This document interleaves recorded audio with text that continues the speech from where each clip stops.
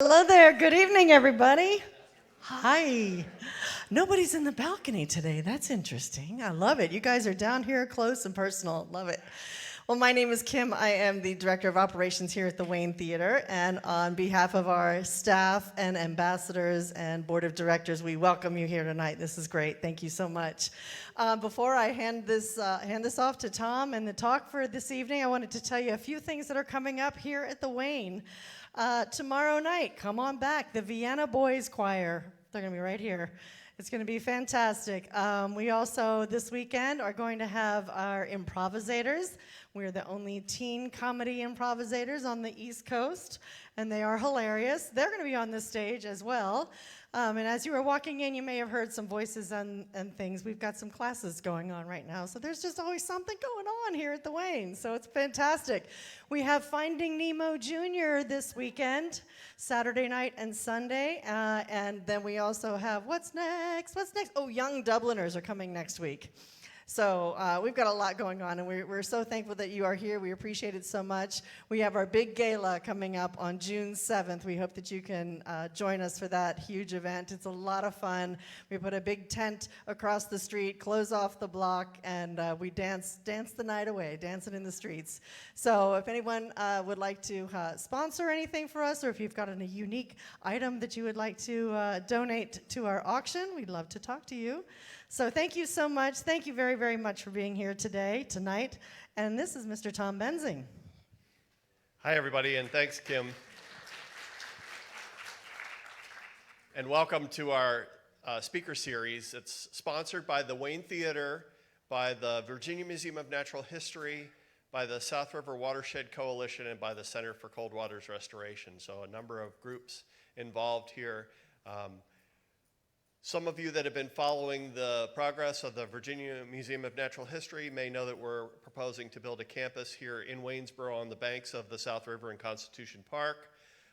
We did our best to advocate for funding in this biennium. Unfortunately, no new construction projects are being built this year out of the state budget.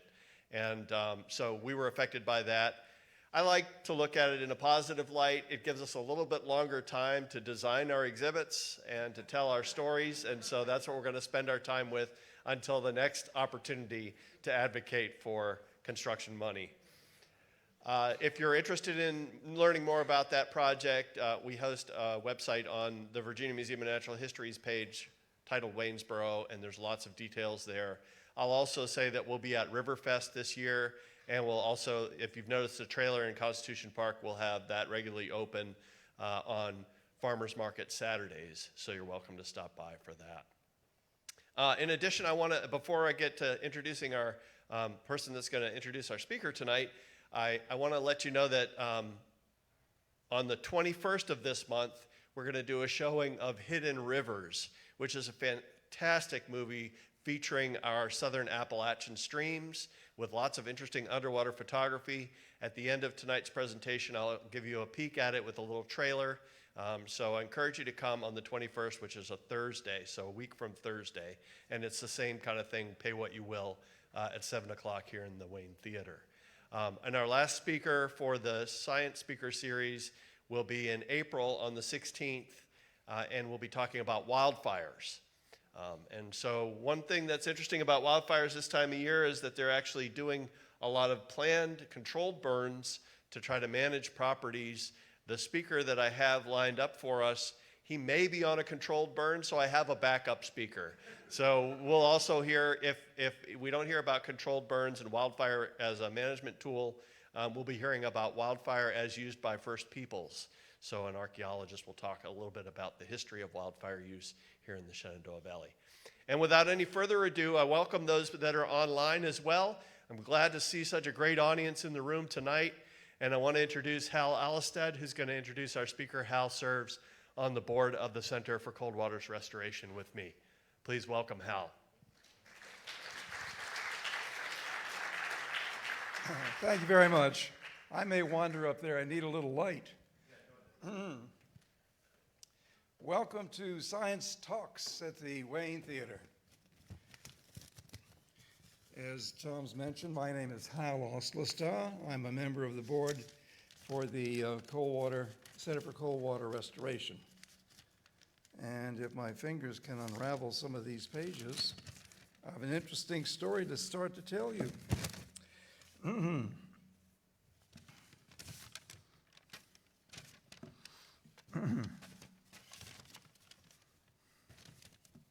Over the last, what it's been, I guess, 6, 8 months, we've had a number of interesting programs, very interesting programs here at the theater, which have talked about, raptor migration, hawk migration. We've talked about salamanders in the Appalachians. We've talked about the geology of our region. And the last 2 presentations have talked about water resources, clean water and storm water, runoff. We're going to shift gears tonight. We're going to talk about the human element. The presentation tonight, Life in the Blue Ridge Before the Shenandoah Park. So we're going to talk about you and I and those that came before us. Our 2 speakers tonight, Bill Henry, the founder and current president of the Blue Ridge Heritage Project, will be with us. Bill is an active member of all things having to do with Greene County and with the Shenandoah National Park. He's a Virginia master naturalist. Joining Bill will be Abby Wightman. Abby is a professor of anthropology at Mary Baldwin. She received her Ph.D. from the University of Oklahoma and has had a research interest in Native American peoples. Our speakers tonight are going to address the issue of the story of the 400 to 500 families that lived on the Blue Ridge in the early 1920s and 30s. This was the time when the Shenandoah National Park was planned and developed, beginning, I think, around 1926. They're going to share their remarks with you, which will focus on the general topic of anthropology, but also on the development of that park, the value of that land then, the value of that land as a major national park today. They'll touch on issues of the Civilian Conservation Corps, the projects that began in that time to develop the national park system, the issues that had to do with the state and federal, perhaps heavy-handedness in terms of how the park was developed. And they'll bring us up to the point today where we're looking forward to honoring the people that lived in this area before the Shenandoah National Park with monuments honoring their lives and their work. So without further ado, I'd like to bring forward at this time Dr. Wightman to begin our presentation, and it's my pleasure to give the microphone to her at this time.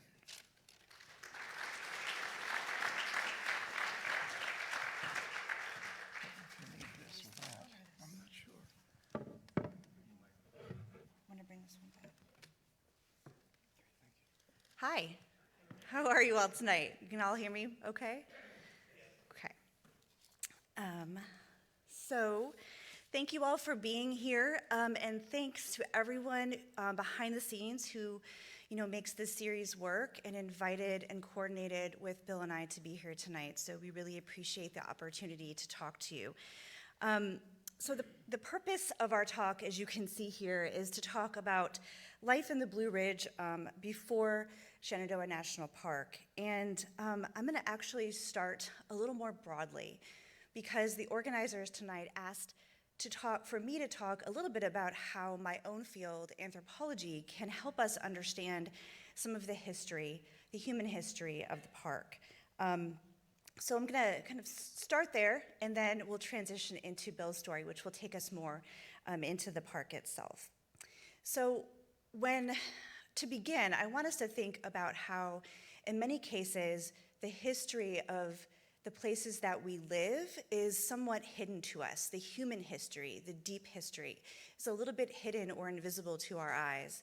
And so to explain this, I'm going to sort of start with an example.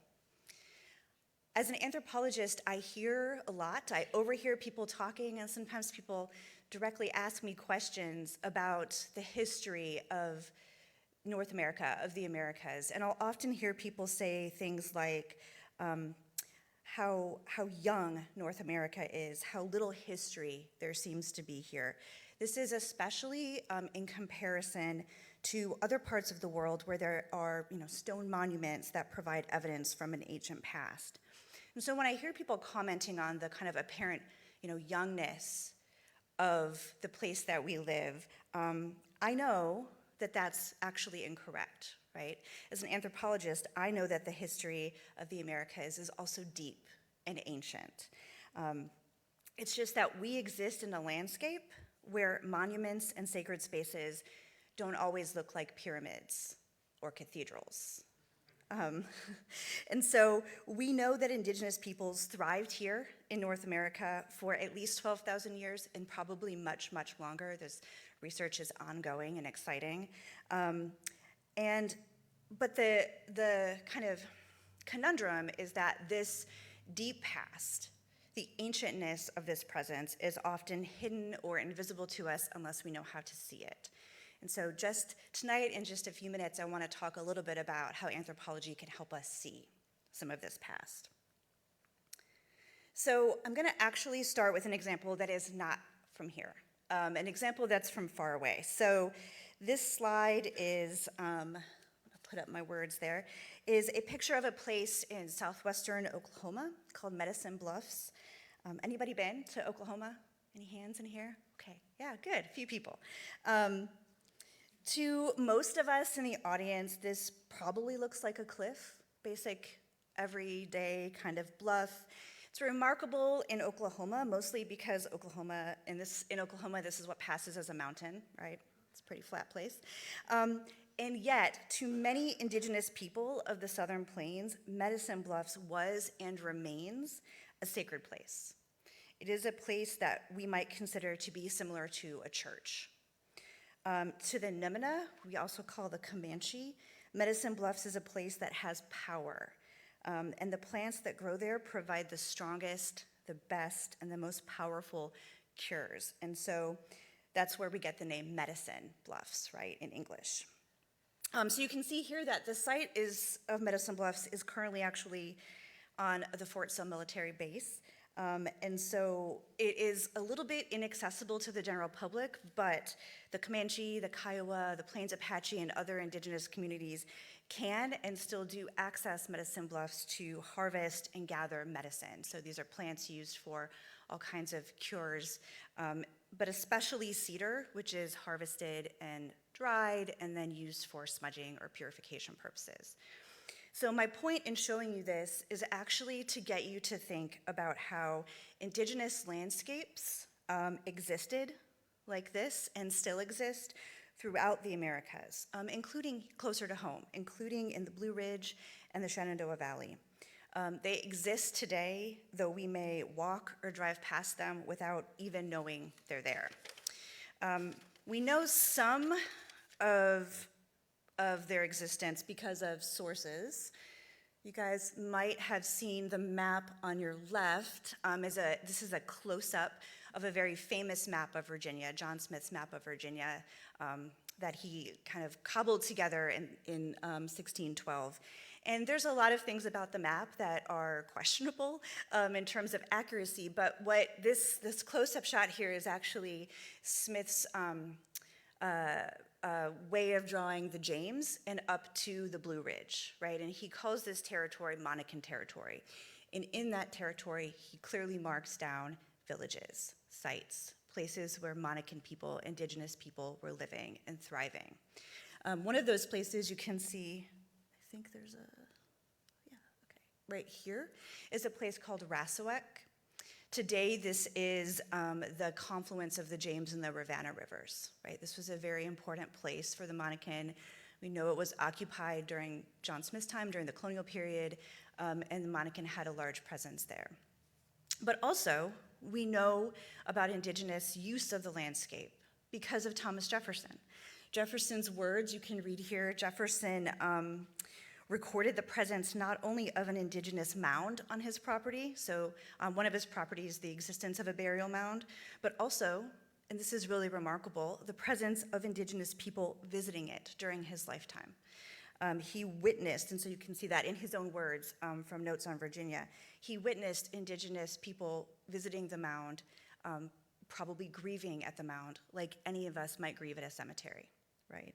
And so Jefferson also noted in Notes on Virginia that other such mounds, cemeteries, right, existed throughout the Blue Ridge and the Shenandoah Valley, and he also correctly noted that those mounds were disappearing during his time. Because they were being plowed so that land could be put into cultivation. They were being plowed over so that farmers could plant their crops. And what this really means, and what I kind of want us to think about tonight, is the way that that process renders the indigenous cultural landscape around us kind of increasingly invisible to us today, right? That we don't see these spaces for what they are because many of them are not very visible to us. So, how do we know all this, and what does anthropology have to do with it? So I suggest that anthropology can help us see our landscape in a new way. And anthropology is one of those words that many people maybe have heard about, but may not exactly know what it is. Anybody in here feel like they know what anthropology is? Feel really strong that you could raise your hand and do a definition? I'm a teacher, so this is what I do in class. So I promise I won't call out anyone. Do I have students here? Okay. So anthropology, really the actual kind of Greek root of the word, you might have already figured out, right, is the study of man, is the literal translation. And today, anthropologists consider our field to be the study of the human experience more broadly. And so that is also a very broad kind of endeavor to take on. But really, anthropologists focus our research and our interest around 4 subfields. So we divide up this giant task of understanding humanity and the human experience into these 4 main groups, 4 kinds of research that are done. And so you can see up here these 4 subfields. Biological anthropology is the study of the kind of human evolution and the biological adaptation of our species and our bodies. Linguistic anthropology is the study of language, which linguistic anthropologists will tell you is the most important element of our species. But really tonight, I want us to kind of focus on archaeology and cultural anthropology, because these are 2 subfields that have kind of the most to teach us about how humans use the land and the meanings we give to the places that we live. So archaeologists and cultural anthropologists are very similar. We are interested in similar kinds of questions about the world. We are both interested in how people live in the world, what they believe about the world, and what they do. Archaeologists, of course, focus on the past, on answering those questions about communities that lived in the past. And cultural anthropologists focus on answering those questions about communities who are living in the present, right? So archaeologists, past, cultural anthropologists are about the present. And this difference is actually really important because answering these questions requires using different methodologies. So archaeologists who are working and interested in the past, especially in the United States, are often working in a past that doesn't have a written record, a historical record. And so because of the absence of written records, archaeologists rely on other kinds of methodologies to understand the past. So they excavate for material remains. They use radar, ground-penetrating radar and LIDAR to help us understand and see the cultural landscape around us. Anthropologists, cultural anthropologists, who are interested in the present have arguably a little bit of an easier job, right? So because we're interested in the way people think about the world today, we can just ask people, right? What do you think about this? Why are you doing this? What does this mean to you? So I'm a cultural anthropologist. This is my area of expertise within anthropology, but I have one kind of foot or maybe a toe in archaeology because I am deeply interested in the past and understanding the past, but more than that, I'm also interested in understanding how people today think about the past, what we today think about the past, and this is a phenomenon called heritage. So I'm interested in understanding how people remember and talk about the past in the current moment. This interest also connects to my initial research, which I hinted at, with Southern Plains people in Oklahoma. So this work then in Oklahoma with indigenous people, I was curious about how communities who are removed from their land understand this past and how the land and its loss continues to have an impact today. And as you'll see when Bill starts talking in a few minutes, here in Virginia, I realized that there were similar things in the story of Shenandoah National Park.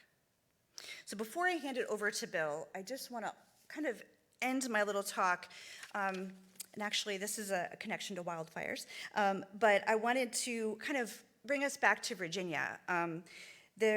We know, because there's amazing, excellent, and ongoing archaeological research, that the kind of indigenous history of the Blue Ridge is quite ancient. Indigenous people used the Blue Ridge, including the areas that became Shenandoah National Park, as a resource for hunting, for sourcing stone for tools and weapons. We have really early sites that show this depth of presence, indigenous presence in the Blue Ridge. These sites date to about 10,000 years ago, if not before. So this is an ancient interaction. We also know that indigenous people altered the landscape of the mountains by setting fires intentionally to clear areas that would allow for more effective hunting and for management of the land. And this is how land was cleared today in the place that we call Big Meadows. European settlers also cleared the land on the mountain in this way, continued that indigenous tradition, and the park does today still as well. And so that connection to land management through fire exists across generation. Okay, so I'm gonna hand it off to Bill, who's gonna take us more recently in time to talk about the creation of the park.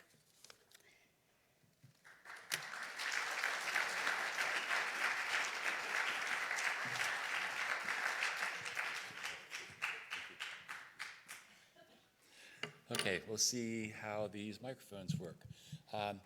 I'm Bill Henry. I have lived in Virginia so far all my life, and I came to Shenandoah National Park as a child, and I was, I'll get my first slide up here. I have deep roots in Shenandoah National Park. My father brought me to Shenandoah for my first camping trip. We were leaf peepers in the fall, and we would come up to the park maybe a couple times a year just to have a picnic. And I had my first solo camping trip in Shenandoah National Park. I also made a choice to locate near Shenandoah National Park. I live just 20 minutes from an entrance station.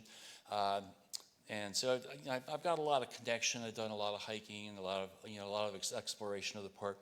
And I got tired of walking on the trails. I was like, I've walked on this trail before. Let's see where this, and there's an old road that used to be a road. Let's see where that goes. And it would bring me to a home site or a cemetery or all kinds of things, foundations and springs and things like that that people had boxed in. So I developed a curiosity, and one day I was walking through the woods, totally off trail, and I came across a standing stone chimney. And it's like no house nearby, just some rubble from the foundations, nothing nearby. It was right in the middle of a mature forest. And it really got me to thinking about, why is this chimney here? Who used to live here? And I began to do research on the history of the people that lived in the park. And like many of you, when I go someplace, I travel, the human history interests me a lot because it helps to fill the whole thing, the whole picture for me. And so I like to get the backstory a little bit. And so one of the things that I want the Blue Ridge Heritage Project to do is to create that interest in people and to help fill in the picture of why people lived here, what did they do, why are they not there anymore, and where did their houses go. So we're going to talk a little bit about that today. I've got a number of slides, and I'll try to zip through them try not to go too fast. But I want to also introduce you to some of the people. And so the first person is Arthur Rothstein. Rothstein is recognized, as it says, as one of the premier photojournalists. He began his career in the early 1930s. He was a college student. One of his professors started working for the Resettlement Administration. And Rothstein, he recruited Rothstein to take on a project that they were doing in what was to become Shenandoah National Park. They were kicking the people out of the park. And as harsh as that sounds, that's really pretty much what happened. The government had been wanting to create a national park in the east for some time. I do have a picture of Rothstein here. There he is. And they were wanting to make that park like the western national parks, where after they took care of the Native Americans, there weren't any white settlers living there. And so they wanted a park like that in the east, where it was wild and it was wilderness, but we didn't have wilderness in the east anyway, at least not in the mid-Atlantic. And so they saw that this was at the time in the 1930s, in the 20s and 30s, when sociology was a budding science, or social science. It wasn't something that people paid much attention to up till this point. And so Rothstein was recruited to document the people who were being removed from what was to become Shenandoah National Park. And I'm going to share with you a lot of his pictures. Well, actually, he's got a gazillion pictures. I'm going to share with you a bunch of them that I think are more interesting, and a few pictures by other people. So at the beginning, he was employed by the Resettlement Administration. It later morphed into what became the Farm Security Administration. There's a period poster. I think that's kind of neat. And his first assignment, as I mentioned, was to document the people that were being removed from Shenandoah National Park. Now, he did not do a thorough job of this. He was focused only for a very short time. I don't know exactly how long, but probably no more than a couple or 3 weeks, mostly in Madison and Rappahannock counties. And this is where the number of people who were living in the Blue Ridge at that time they were the thickest. The hollows around Old Rag Mountain, southern end of Rappahannock County, there were a lot more people living there than any place else. And that's where Rothstein did most of his work. So most of the pictures you're going to see are taken in this area. Anyway, some of his pictures I think are very compelling, and you may recognize some of these even if you don't know who Rothstein was. You will recognize perhaps some of the pictures of the people.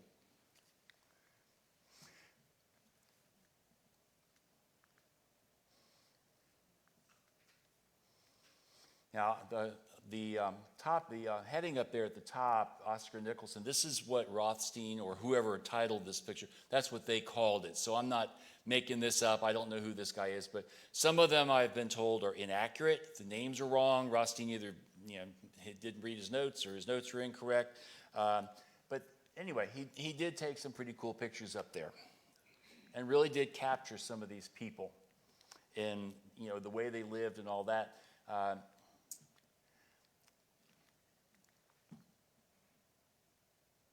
Oops.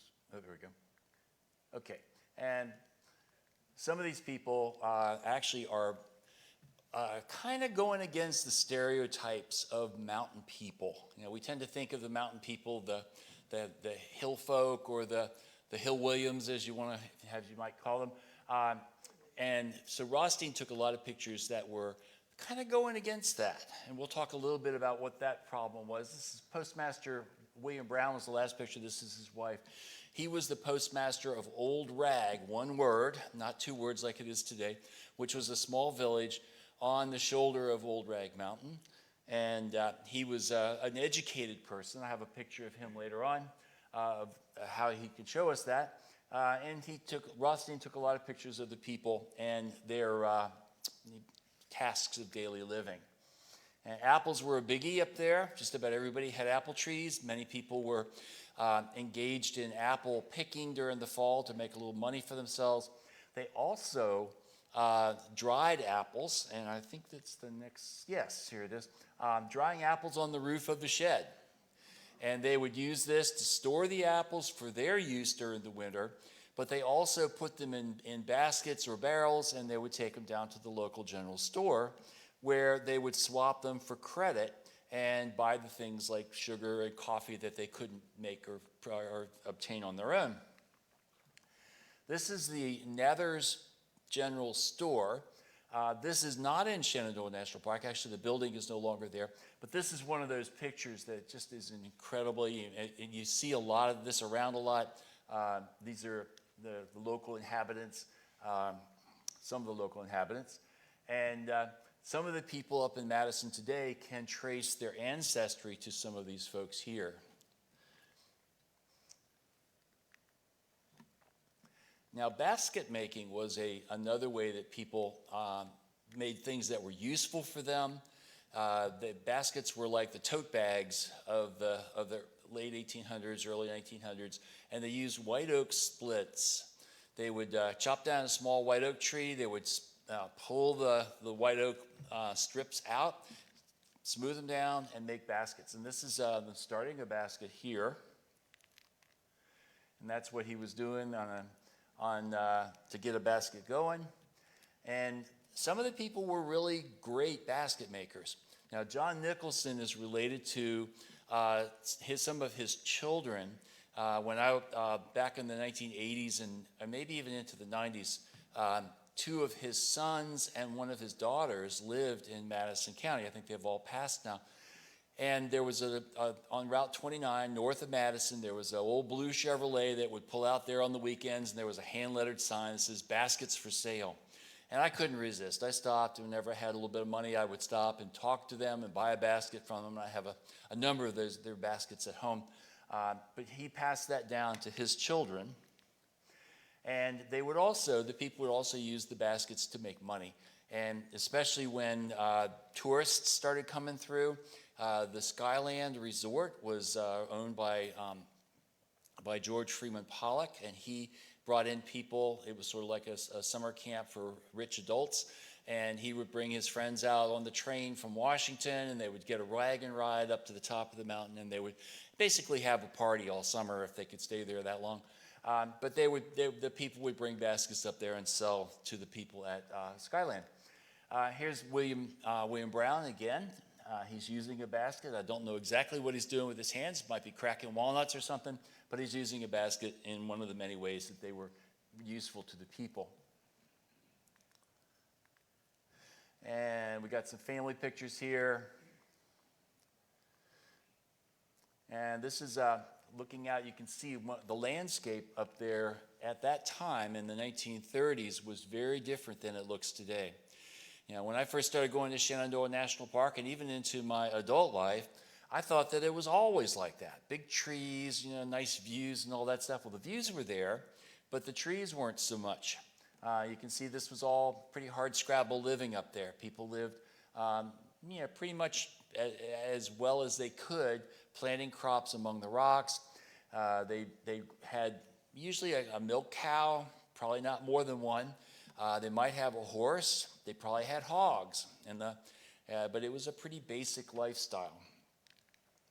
This is John Henry Lillard. He is the great-grandfather of one of the people that helped us with our monument in Madison County, and he was also on the front porch of the Nether store. This is the schoolhouse. Now, we'll talk a little bit about stereotyping here in a minute. But one of the stereotypes about the mountain people was that they were poor, they were uneducated, and they were backwards. Well, it's all relative.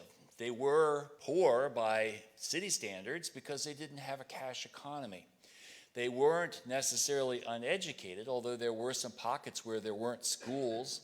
But this is in Corbin Hollow, and this is a very neat schoolhouse. Here is the school teacher. Whoops, I don't know what happens. Here's the school teacher, and she worked at that school for a number of years and helped the people transition from living in the mountains to life off the mountain.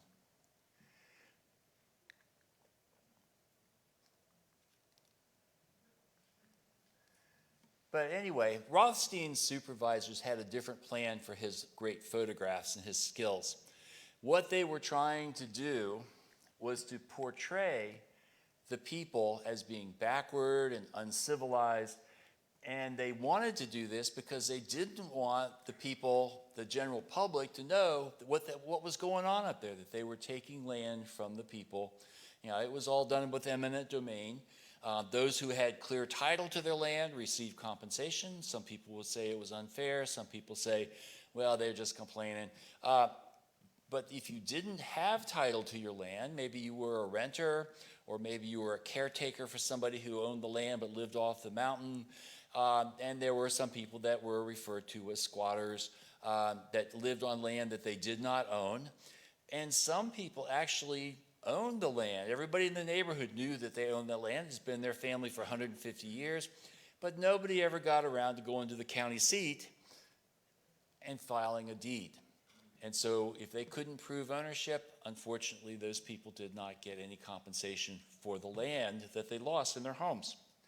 So anyway, they didn't want, the creators of the park, the people backing it, the state people, did not want any problems with those right-thinking folks that lived down off the mountain to get all riled up about mistreating these people. So they wanted to make it seem like they were moving these people off the mountain for their own best interest, that they were bringing them the benefits of civilization. And here is an example of one of Rothstein's pictures. I don't know where this was taken. I suspect it may have been taken along what is today Route 211 in Sperryville. There still are apple stands, not too unlike this, although they usually have the word spelled correctly. But I think Rothstein probably took this picture, and it became widespread because of the misspellings that were used here. This is, again, another photograph that he took trying to show how bad off these people were. Well, they had a stove. That was not too bad, but that was what they cooked on and what they heated their home with. Rothstein had them pose, in some cases, in front of buildings that nobody lived in. I'm sure nobody lived in that cabin. It was probably had been built 100 years before, and they replaced it with a more modern house, probably made out of logs that were out of wood that was sawn by a sawmill. But this was handy, and Rothstein had these people stand there. The story that I heard is that he had these people come and don't wear your nice clothes, come just in your work clothes.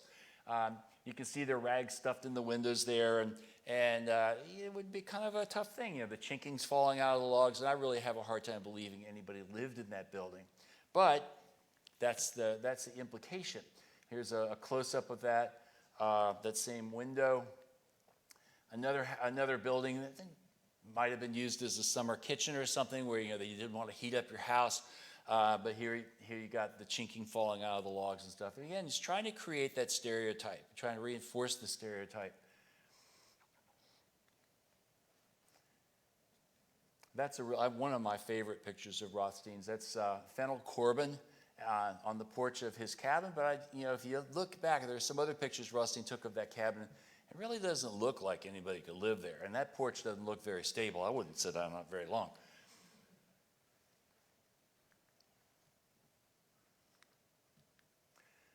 And here's two children, Charlie Nicholson's two of his kids, by the fireplace. That's probably where they heated the cabin. That might have been where they cooked, or they may have had a stove in another part of the room that we don't see.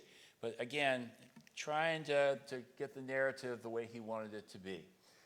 And Fanny Corbin, she was infamous up there. She was known to everybody and related to most of them. She was a busy woman with 22 kids, according to Rothstein.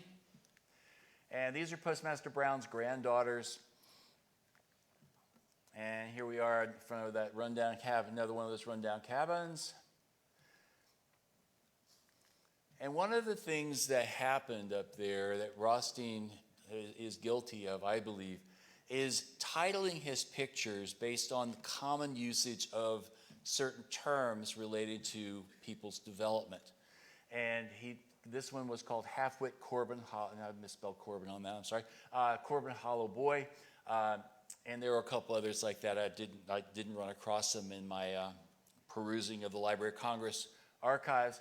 But here you got, again, just showing the family looking poor. If you were a middle class or person living, let's say, in a city or outside of a city in the United States at the time, this would really look like dire poverty to you.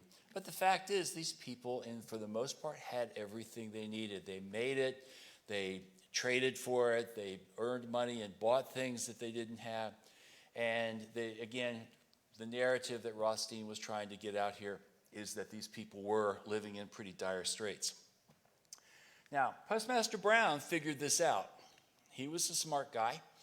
And so he invited Rothstein to come into his home and take a picture of him.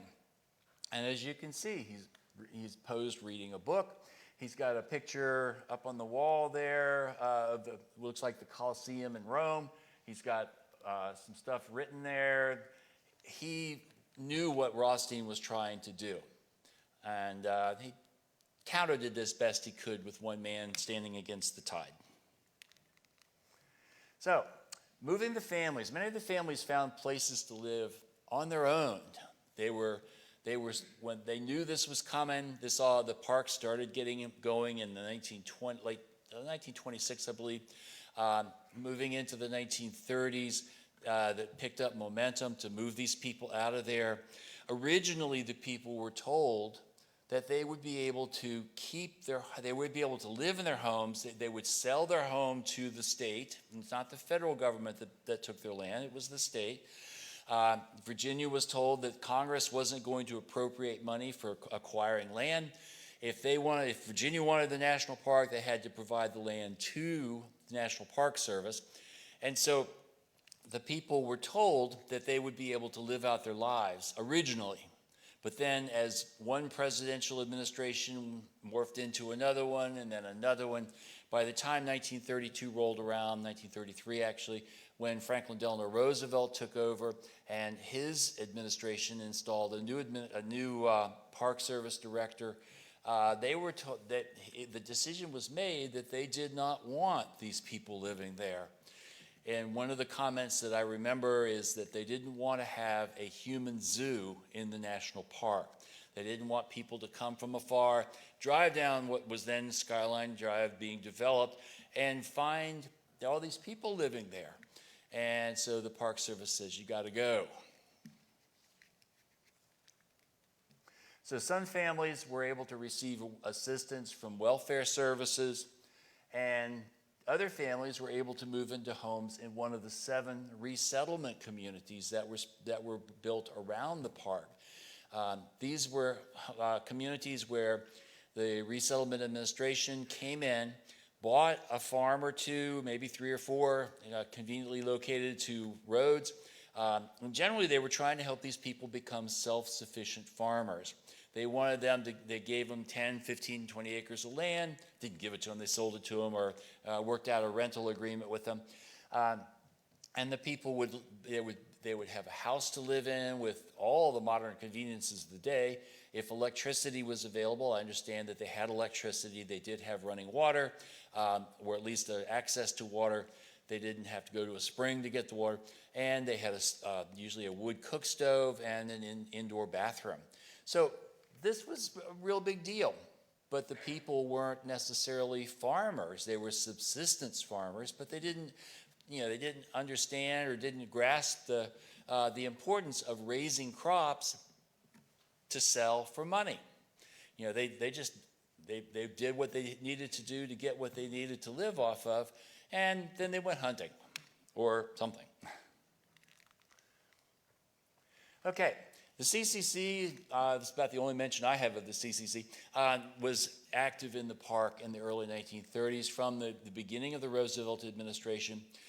The first National Park CCC camp was in Shenandoah National Park.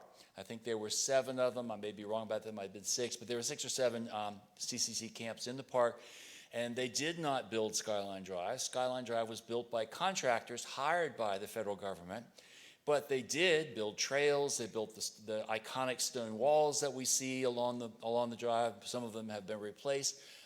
They built some buildings, and they did a lot of improvements. And one of the things that the CCC did was they created this corridor that looked like parkland. As was showed earlier, there was a lot of open land where there were no trees. And so the park didn't want that to be the experience that people had. They come driving all that way up there, and then they say, oh my gosh, look at all this. So they wanted, the CCC came in and dug up trees and other parts of what was the new national park, dug up mountain laurel bushes and planted them along Skyline Drive to create this illusion, or try to create an illusion of a wilderness, or best they could. Another thing that the CCC boys were used for was to help move people out of their homes. Now, we'll talk a little bit more about some of the ways that took place, but this is a family. This is in my collection, but I got it from the Baltimore Sun Archives. The man there on the left is Raymond Seal. The three boys there are CCC, I guess you call them boys, and they were helping Raymond move his family out of their home, and they put all his stuff on one of their trucks, and they took them down to Ida, which is near Luray, and there was a resettlement community there, and they arranged to get a house in the Ida resettlement community. And so here they are moving the SEALs stuff into their home. Okay, so people who didn't move, what happened to them? Well, they were served with eviction notices. There's a very poignant story about a man named Ambrose Shiflett. He and his family, Ambrose was a farmer up in the mountains. He had some pretty good land up at Simmons Gap, which is in Rockingham County, Greene County line. And Ambrose refused to leave. He just said, nope, we're not moving, we're not moving, we're not moving. Well, they kept coming and trying to talk with him. And eventually, what happened was the sheriff shows up and says, Ambrose, you got to get out of here. We're going to set your stuff out on the road, burn your house down. Well, he apparently had made some arrangements, so he moved his family and about half of their belongings and their livestock on the east side of the Blue Ridge, down near a place called Nortonsville in Albemarle County. And they came back 2 days later to get the rest of their stuff, and their house had been burned down, the chicken coop had been burned down, the barn was burned, nothing was left. And that's what happened to a lot of the people up there if they didn't move. Most of the people moved peacefully. Now, can you imagine what would happen today if the government stepped in and said, hey, we're kicking you off your land and we're going to take it and make a park out? I think there would have been gunfire. I have heard nothing of any stories of anybody even being threatened by weapons or anything like that. The people were different back then. And truthfully, the people didn't know that this was going on all up and down the Blue Ridge on both sides, because there wasn't social media, there wasn't enough telephones then, or at least up in the mountains. They didn't have a lot of communication with people up and down. They knew that their neighbor up the hill here was being kicked out. They knew somebody over the next hollow was being kicked out, but they didn't know how many people. And had there been that knowledge, we may have seen a different outcome. And there really were only, that I'm aware of, 2 court cases that came out of this forced removal of people from their land, and neither of them fell into the families did not win. So most of them did move peacefully, but there were 2 notable evictions where people were literally physically removed from their homes. Now, we know this because it just happened that there were newspaper photographers there that day. This is Leslie Jenkins and 2 of the sheriff's deputies from Page County. Now, they had been trying to get the Jenkins family. They didn't even own the house. They'd rented. They were renters up on Tanner's Ridge near Big Meadows.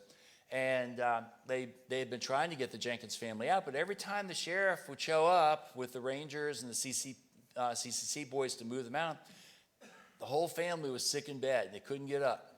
And after 3 or 4 times, they got a little tired of that. So they grabbed up Leslie in her rocking chair and just moved her right on out of the house. And you can see this, I think it took place in January. There's snow on the ground. It wasn't a happy day for the Jenkins family. And this is the Kleiser eviction that took place on what is now Route 211 on the west side of Thornton Gap, just above Luray. Mel Kleiser and his wife had a pretty nice house, as you can see here. It wasn't a shack, it wasn't a cabin. They had a nice house. They had a cafe. They sold gasoline. And every time the sheriff would come with eviction papers, well, he and his wife would lock themselves in the house. And Mel was he was an educated person, and he wrote letters, and he wrote to the president, and he wrote to the park people, and to no avail. But what they did, the sheriff shows up with a few deputies in the car, and they pull up like they're going to buy a tank full of gas. Well, Mel comes out like, sure, I'll sell you some gas. Well, they jumped out of the car, grabbed him, and they threw him in the back of the car and carried him off to Luray. Now, he was not arrested. He did not get charged with anything, but while he was being detained, they set his stuff out on the road, and I believe they might have even burned his property down while he was gone. Okay, so the Blue Ridge Heritage Project. We got started in 2013. Actually, I was talking about it with people before that, but we became a nonprofit in 2013. And our goal was to recognize and honor the people who lost their homes and their land so that Shenandoah National Park could be created. We adopted as our monuments, and we decided to make 8 monuments. Originally, it was going to be 1 monument, but then we decided, well, let's do a bunch of them. We got a lot of time on our hands. So we ended up choosing a replica of a stone chimney as our monument, and a couple of reasons for that.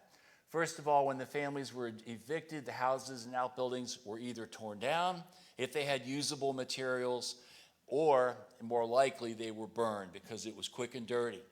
And unfortunately, this was the Great Depression. The reason they wanted to tear the houses down or burn them is because it was a time when there were a lot of people that didn't have homes.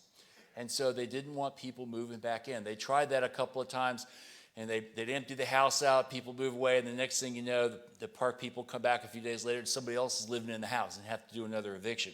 So they said, well, we'll take care of that.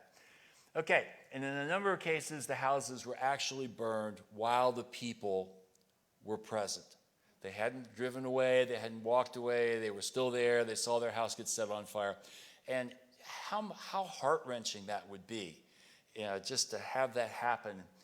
And so after the fire went out, though, usually the stone chimney was still standing. And that was the origin of the chimney that I came across that day, way back up in the hills in the mountains of the park. And so this is a reminder of the people who lost their homes and their land. This picture is not Rothstein's. This was taken by another New Deal photographer working for the Resettlement Administration, John Vachin, and it is up in Corbin Hollow. It was. I don't think the chimney is still there anymore. But when I discovered this picture, I thought, gosh, that really tells the story. Of course, who knows? I'm sure Vachin set this up. That's probably his assistant right there. But here's a guy standing there with a camera around his neck, staring at the chimney. And he's also probably maybe 3-4 years at the most out from when that house was there. You can see there's not a lot of stuff growing up there, but there is the beginnings of the succession of the forest coming back in there and taking over. And that really spoke to us. So we use this as it's on our brochure. There's a copy of it out in the lobby there if you stop by on your way out. But anyway, this is a very powerful photograph that a lot of people have had pretty strong emotional responses to. So the backcountry of Shenandoah National Park, there's still lots of chimneys up there. Now, any of the structures, any of the chimneys, anything like that was near Skyline Drive or any of the developed areas, CCC took care of those. But if you wander around in the backcountry, especially off trail, you'll come across these chimneys. And there are some areas like Corbin Hollow, Nicholson Hollow, where there were lots of homes and many chimneys are still standing. And it's neat to find them and to imagine what it would be like to live up in there, cooking on your fireplace, heating your home with wood. And so we use the stone chimney as our symbolic representation of the people and the memory of the people and what they went through. This is the Albemarle County chimney that stands over in near Whitehall, a little north of Crozet. There's a park over there called the Patricia Byram Nature Preserve. And we got permission from Albemarle County to build our monument there. And this is There's a photograph out in the lobby on one of the tables out there of that chimney with a whole bunch of people gathered around in front of it. And those were the descendants that came to the dedication that day. I had no idea. I haven't counted the people, but I bet there's 100 people there in that picture. And it was a very powerful thing to see all those people gathered there that day to celebrate finally getting some recognition for what their families had gone through. We have a couple people here tonight that were there. Okay, this is the Greene County Monument. All of our chimneys are different. There are a couple of them that are similar, but they're all different. And the reason for that, we didn't want this to be like a Subway or a McDonald's. We didn't want them to be cookie cutters of each other. We wanted this to represent the reality of chimneys as they existed in the Blue Ridge. They were built by different stonemasons. They were built for houses of different sizes. They were built of different kinds of stone. And so they are all different. And so you'll see that as I show you a couple more pictures here. We're trying to get up on at our sites informational kiosks or displays for telling the history of the people that lived in the park, or what is now the park. This was at the Madison County dedication, and this is not a staged photograph. I know the guy that took this picture, and this girl, he was standing around with his camera, and this girl came over and touched probably her family's name on that plaque. And all of our chimneys have plaques with the names of the people from that county. So the Albemarle County Monument has Albemarle County names, Greene has Greene names, Madison names. And so that's I think a pretty cool picture. This is the picture of the monument in Page County, which is located in the town of Stanley. And this is our tallest chimney. This was actually designed and built by a man named Clyde Jenkins. Some of you may have heard of Clyde. He puts on a basket making workshop every Thursday from April through October up at Big Meadows Lodge. And so you can go up there and get yourself make yourself a small basket under Clyde's direction. He is an amazing person. He's I think a national treasure. He has been for numerous times at the Smithsonian's Folklife Festival demonstrating his basket making and other things. He sells his baskets at Colonial Williamsburg, but he is also a stonemason. And Clyde has been engaged to build the monument, our last monument, that will be built here in Augusta County. So this is the Rappahannock Monument. It's one of our smaller monuments, but a very nice presentation. And this is the Rockingham Monument. If you're ever up toward Elkton, you turn on, I think it's called Blue Gold Drive. It goes up by the community center, and this is right next to the Elkton Area Community Center. And it's got several different displays there. This is the dedication of the Warren County Monument up in Front Royal. And this is the future site of the Augusta County Monument, which will be in Grand Caverns Park. So if you go up there, you'll see that there between the building what they call the lodge, where you pay your fee to go into the caverns, and the little walk up the hill to the cavern entrance. Okay, so what else are we doing besides building monuments? Well, we're wrapping that up, but we're trying to also encourage some engagement from the descendants. When I came up with this idea, I was adamant that I did not want this to be a top-down kind of thing. I'm not a descendant. People ask me that all the time. I'm not descended from anyone who was removed from the park, but I have empathy for them, and I appreciate the park that we have to enjoy today. But we also want to engage the descendants. Now, there are many cemeteries in Shenandoah National Park. So we've begun organizing descendants to do cleanups of their family cemeteries that have become neglected and overgrown. They are found throughout the park. Could be just a single grave, or it might be dozens of graves. If you've ever been up a Skyline Drive, north of Swift Run Gap, there's the Dean Cemetery up there, which is one of the larger cemeteries. Tanner's Ridge has a very large and also active cemetery. So you can find those without going too far off the beaten path.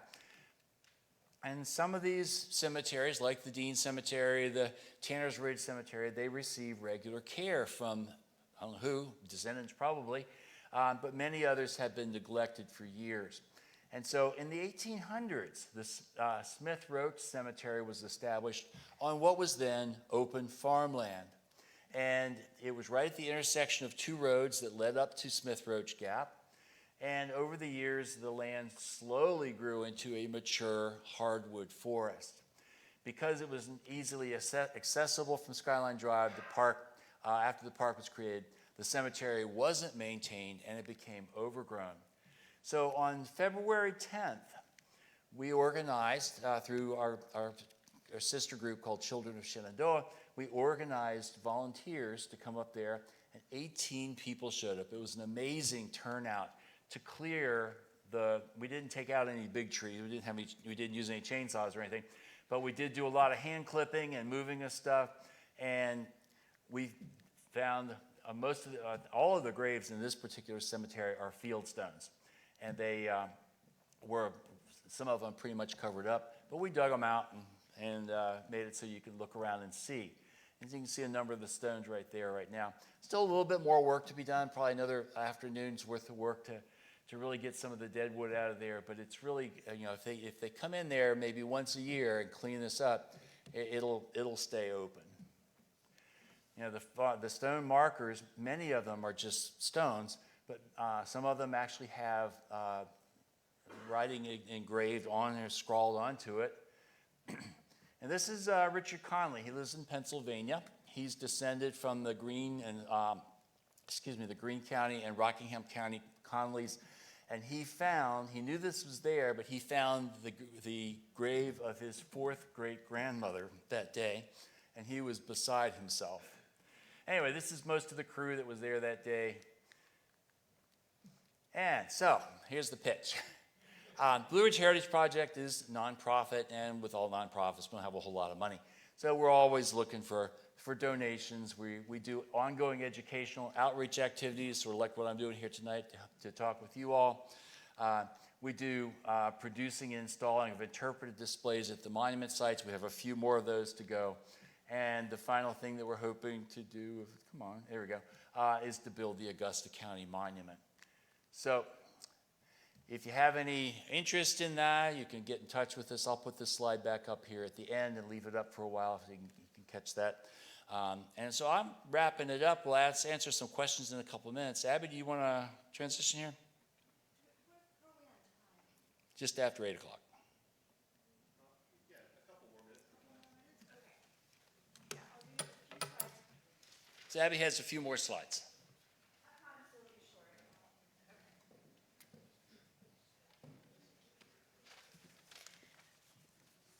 I just wanted to, before we end, to give us, kind of talk a little bit about what was happening in Augusta County in particular when the park was created, and actually before. Some of you guys might want to know that in here. So I actually wanted to put up maps. I'm a map person, so to give you a sense of what happened in Augusta County when the park was created and the land that was taken away from the county to be used for the park. And so you can see actually on this map, these are USGS maps from 1934. And so I have them on the right or the left. You can see it's Augusta County with this kind of portion cut away from it. And that portion is actually on the right there. And that is the portion of Augusta County that became Shenandoah National Park. So on the green on the right side there, you can't see because it's too far away, but if you could, you'd be able to see that on that map, the private kind of the tracts, the land that was owned by individuals is marked on there. Each tract is actually marked, labeled with a number and a name. And that shows us who owned the property at the time the park was surveyed. And it gives kind of the location of those properties there. And so I wanted to show you that just so that you understand kind of what was happening here in Augusta County when the park was created. Before, some of you guys might know this story, even decades before the park was created, earlier in the late 1800s, the Blue Ridge here in Augusta County was used as a site of recreation. This is the Black Rock Springs Hotel, which existed up in the mountains on the Blue Ridge. Really, there was a kind of a resort there for a number of years, but these pictures are coming from the hotel that was built in the late 1800s, like 1880s. And so folks could go and take the waters, right? Kind of a rustic retreat. Not that different from Skyland that was created farther north in the Blue Ridge. And this was also interesting here, if you look up here, is that not only was there a hotel, but that people could buy individual, kind of very small lots of land and build little cottages on them that they could use all summer long. And so individual families also owned these smaller cottages at this site. And I love this one. This is actually a place many of you guys have been. Have you guys been to Black Rock Summit up in the park? It's a great little trail. My kids love it. And this is some visitors to Black Rock Springs Hotel that hiked up to the summit. So you can see it would have been a lot of work for those ladies, I think. But I wanted, so the history here in Augusta County also includes this kind of recreational use of the park. But for the most part, when you think about that map and all of those kind of landowners of property of folks who owned property when the park came through, most of those people, the vast majority of those people, used the park land and their land up in the mountains as a resource for timber, for orchards, as an investment property sometimes, right? So they didn't actually live on the land itself, with a few exceptions. And I wanted to make sure to show this before we end today, because this is where we started. But this is one example of a family that lived on the mountain in Augusta County, or at the very bottom of the mountain, really, who were displaced from their home. And so this is the home of Abe and Ressie Berry. So they lived the bottom of the mountain. You can sort of see here the picture. They had an orchard. So the land was cleared, and they had a pretty large orchard, a barn, a garage, a smokehouse, 67 acres. And if you guys feel like it, you can try to follow that QR code. I think I made it work. It should take you to a PDF, actually, and that will pull up the actual land records. And so you can see how this process worked, how land claims worked at this time. And you can also see that the Berries, Abraham Berry, in his land claim, he valued his home at about $6,000, his home property, and he was only paid out about $1,800, right? So there's a difference there. So I wanted to end just to give you a sense of how that worked here in Augusta County. Thank you, Tom. One more. Thank One you more so slide. much. There And you go.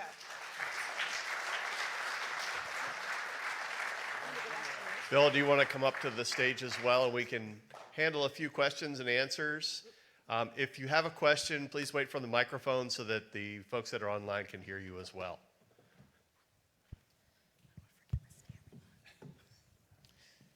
Were there any indications of willing sellers as opposed to forced sales or evictions, condemnations, eminent domain, or what's the breakdown? I don't have the breakdown on that, but it's a good question. There were a number of people who did sell willingly. A lot of those people realized that it was a hard life living up there in the mountains, and so they said, well, here's an opportunity to get some money, get a start somewhere else. I don't, like I said, I don't have the numbers, but I think that the people who sold willingly were probably vastly in the majority. I would say much less than 20%. Do you know how many people in Augusta County were displaced? How many families? So in Augusta County, there were about 42 property owners, but only 3 families lived on the mountain.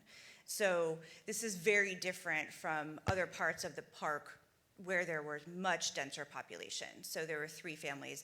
Those are the ones we know. There may have been people that we can't record, tenants, what we might call squatters that were there, but those are the ones we know for sure. I just wanted to point out that this is the best time of year to find homesteads. Next couple weeks, just look for daffodils. You usually find them. Also, if you want to go to Black Rock Hotel, it's on the Payne Run Trail, where it leaves Payne Run and heads up to the Blue Ridge Park, or to the Skyline Drive. The daffodils Thanks, Dave. are a giveaway this time of year, but there are a couple other types of plants. Irises, there's a actually a video on YouTube called the iris still blooms, about a family, and they've gone back to their home site, and the iris that were planted by their ancestors are still there. Boxwoods are another giveaway, and boxwoods they're not real happy under a canopy of mature trees, but they will survive. And another way that I've used to find cemeteries is looking for periwinkle, because quite often periwinkle was planted around the graves. Any other questions? One more in the middle here.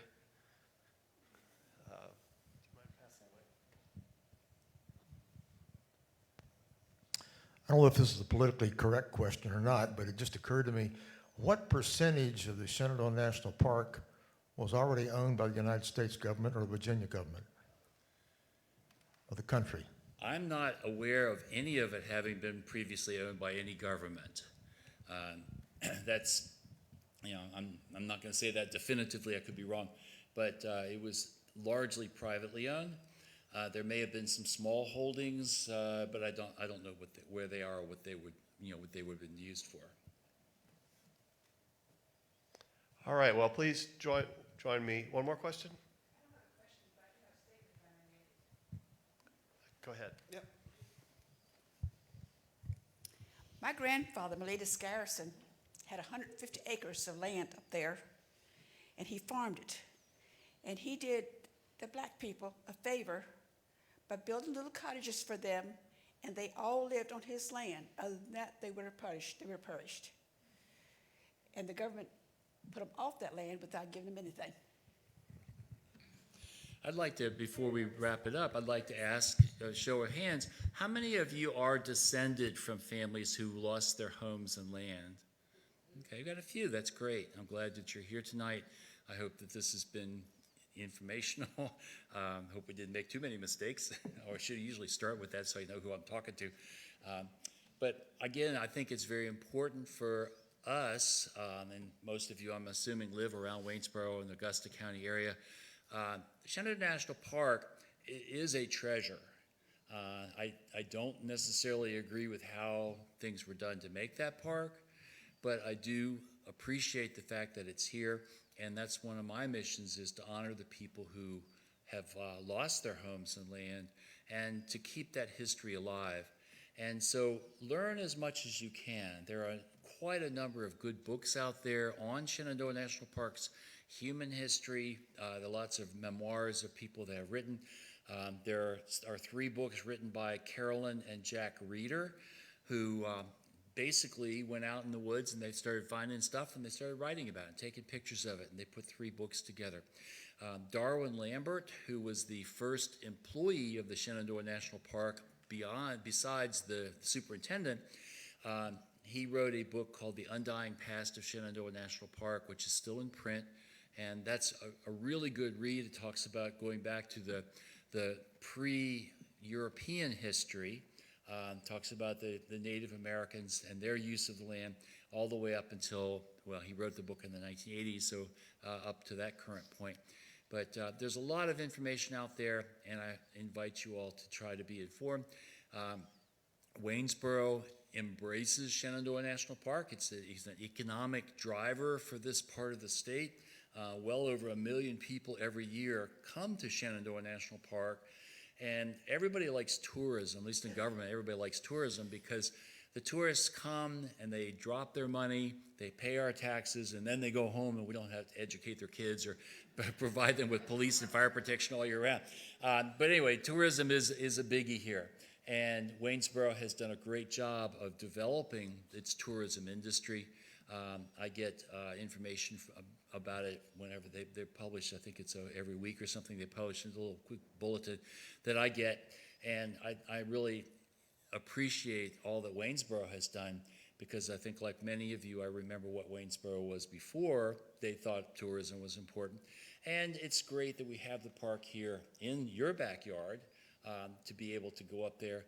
And if you haven't been to the park, what's keeping you? But if you do like the park and you enjoy going up there, invest in a park pass. If you're over 62, they have something called the Geezer Pass. You can buy that. It's a lifetime, and you don't have to pay anything to get in. Or you can buy, if you're younger than that, you can get the annual park pass, which saves you money. You go up there 3 times and it's sort of like you're making profit off of it. And that gives you the opportunity to go up there and not feel like you have to spend the whole day. So I thank you again for being here tonight. Thank you for your attention. And I'll hang around for a few minutes. If you have any questions, I'll be out in the lobby. Thanks, Bill, and thanks, Abby. And if you'll just indulge me, I will show the trailer of Hidden Rivers and encourage you to come on March 21st to see it, because I think you'll be really impressed with the cinematography and the underwater work, as well as we're going to have the producer of the film. So he's actually going to be present to talk a little bit about it and answer any questions that you might have about its production. So I've asked Chris to cue the Hidden Rivers trailer.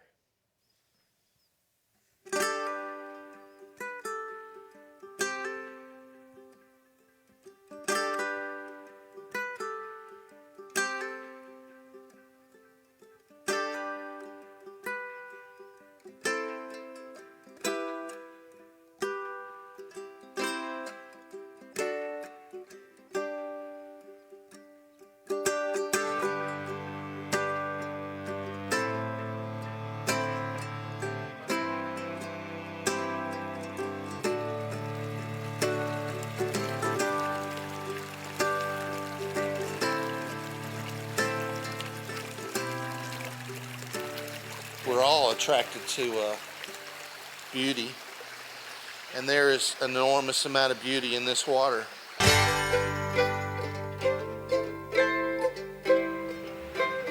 You know, I hear music when I listen to the streams out here, and I love just listening to the water.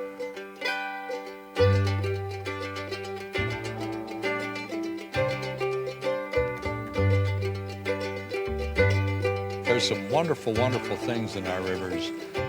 This is the hot spot. There's more species of freshwater fish, crayfish, salamanders, mussels. There's more of it here than anywhere else in the temperate world.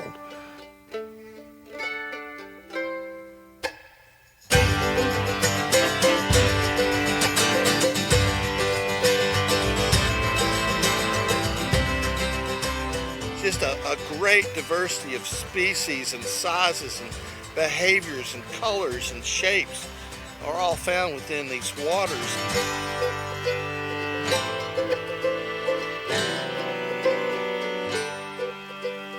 A hot summer day and you put your head in that water and you're surrounded by life and turtles and fish and salamanders and all kind of creatures, big and small and colorful and all darting about.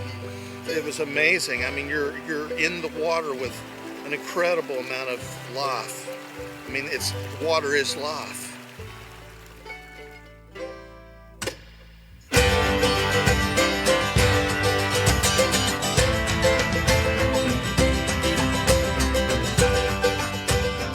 There's a lot of diversity here, and there's a lot to be proud of. And all of these animals are just kind of hidden from us because they occur in the water.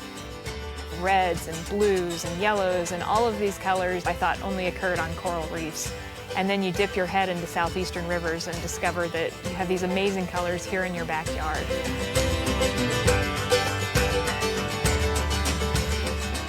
And there's so much just right here and that we definitely got to know and learn and celebrate and protect.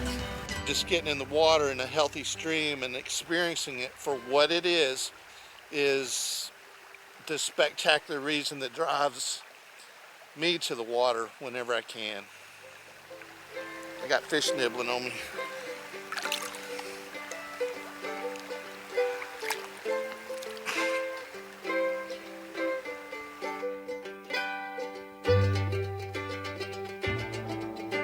So a little bit of a tease, but please join me a week from Thursday here for a full showing of an hour-long movie called Hidden Rivers. Have a good night.